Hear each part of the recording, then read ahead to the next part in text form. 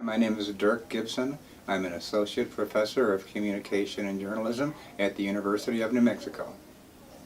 So how long have you been at the University of New Mexico? I think this is my 21st year. I've always been interested in communication. I was a high school and college debater, and I've written for a daily newspaper.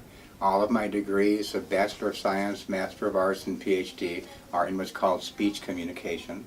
And professors have three basic jobs. Their main job is to teach, but their second and third important jobs are to conduct research and to conduct public service.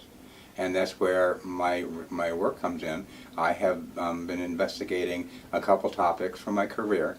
I've investigated consumer product safety, recalls in particular, serial murder communication, and most recently outer space studies. And in the last several years, because of the material that I've been published and that is available on Google, various media outlets have been contacting me to serve as sources in their stories. And that's what has led to the recent Discovery Channel taping that took place here last week. It's really exciting when the research that you do comes out of books and articles and enters the real world. A couple years ago, there was a rumor on the internet that I was conducting or planning to write a book on the West Mesa murders, and at the time I wasn't. I had talked to a publisher, but because the West Mesa case is unsolved, and because New Mexico is a poor state, my publisher thought that there wouldn't be sufficient interest nationwide for such a book. But the fact that there was a rumor on the internet, believe it or not, led the KUAT, a local TV station, to come here and interview me.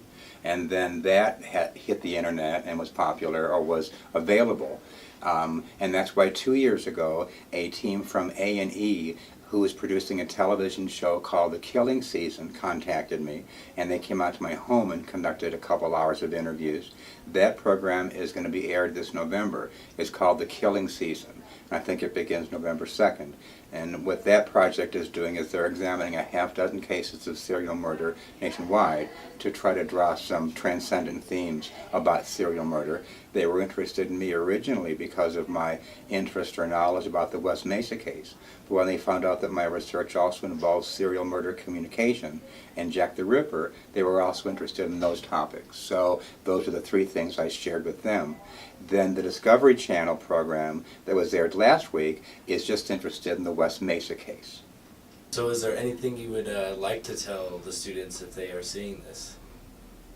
Yeah, it would be that your faculty are very busy. We have those three sets of jobs, and most students don't understand that professors don't just teach. They also do public service, and they also do research. And if they're interested, they can look up their faculty online, and I imagine that most of us should or are doing things that are probably just as good or more interesting than I.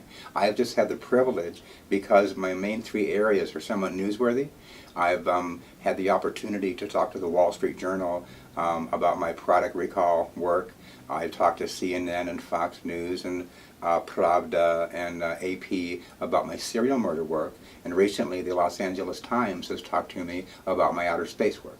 So it's exciting when the work you do gets a little bit of recognition, because that's not why we do it, and when students know about it, that's the most exciting thing of all.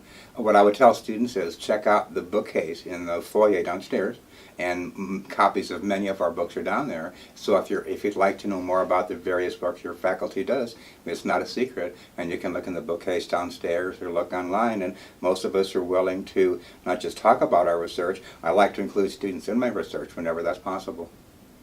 So this is in regards to future opportunities for students as well. Right. In the past, I was very active in an organization called the American Institute of Astronautics and Aeronautics, which is the major national American organization dedicated to airplanes and outer space.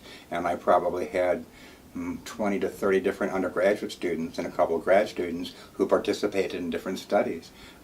As I get older and closer to graduation, I've been kind of winding that down, but there are still research opportunities in all of my areas, in serial murder, in space studies, outer space studies, and in product safety. So if any students are interested, they can contact me, and I can find opportunities for them to engage in what's called collaborative research, where you work on projects with professors, and then when things are published, your name is part of that legacy.